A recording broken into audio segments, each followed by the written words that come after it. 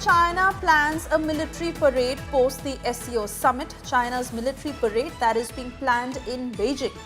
Pakistan Prime Minister Shahbaz Sharif will also witness this parade, is the information coming in. Pakistan Prime Minister is all set to witness the gala military parade that will happen in Beijing. Shahbaz Sharif, Xi Jinping are also set to launch CPEC 2.0. Soon after the 25th SCO summit, China will be organizing a massive military parade to Beijing to celebrate the 80th anniversary of the Chinese People's War of Resistance. Pakistan Prime Minister Shahbaz Sharif will be witnessing the gala military parade being held on the 3rd of September 2025 in Beijing. Pakistan Prime Minister will in Beijing for his state visit to China after participating in the SCO summit in Tianjin. President Xi Jinping and Prime Minister Sharif of Pakistan will jointly launch CPEC 2.0. SCO Summit will be the first international event where both Indian and Pakistani Prime Ministers are participating at this event. Gaurav, I want to come back to you to get details on the military parade and most importantly, Pakistan's presence at the SCO Summit. Shahbaz Sharif is there. We all understand how concerning China and Pakistan's closeness is, especially when it comes to CPEC and its implications. Well, CPEC or China-Pakistan Economic Corridor, India's reservations with the Belt and Road Initiative was that it's a violation of India's territorial integrity. And India remains firm on that stance. It passes through Gilgit and Baltistan, which is an integral part of India, an illegal Pakistani occupation. That's point one. Point two, China planned to put in or invest about $60 billion in the China-Pakistan Economic Corridor. It's invested over $30 billion. However, most analysts argue that China hasn't got any returns on its investment. What is worse, a large number of Chinese engineers and workers have been killed by terrorists in Pakistan, and the fact that there's been large-scale corruption in Pakistan.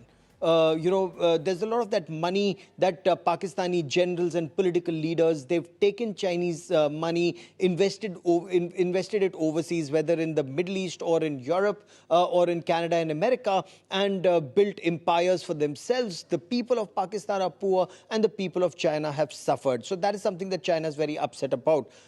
Chinese investments further in CPEC 2.0 at a time when America, Asim Munir went to United States, went for lunch at the White House, and he's promised the Americans that they can mint money and mine, minerals and rare earth material in Balochistan, which is seeing a freedom struggle by the Baloch Liberation Army. So while BLA has been declared a terrorist organization by the Americans, they intend to go into that area, which is, look, that's a region where the Chinese could not make inroads. That's a region that the Americans could not make inroads. We know when Pakistan talks about record taken that you'll find oil there, something that Donald Trump has also been talking about. Do keep in mind, from the 1960s till 2025, there have been at least 10 to 15 major efforts by Canada, major efforts by America, major efforts by European companies to dig oil, to find oil in that area. None succeeded, none. And yet, there is this thing that if oil is found in that region, Pakistan will become a super rich country and that they will have billions of dollars. But that's a dream that Asim Munir and before that Ziaul Haq and before that several other Pakistani leaders, they were selling that dream to the world and to Pakistan. Now America, Donald Trump has brought into that dream.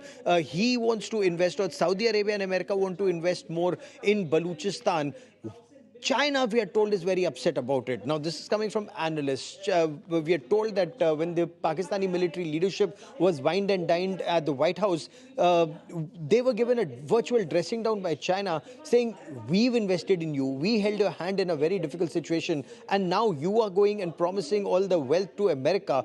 So how will China view that? So there's an intense game, the big game on in that Balochistan region. That AFPAC region remains in trouble. Afghanistan remains in trouble. So will China invest more in CPEC and how remains to be seen at a time when America also wants to increase its investments and the ground situation remains very volatile.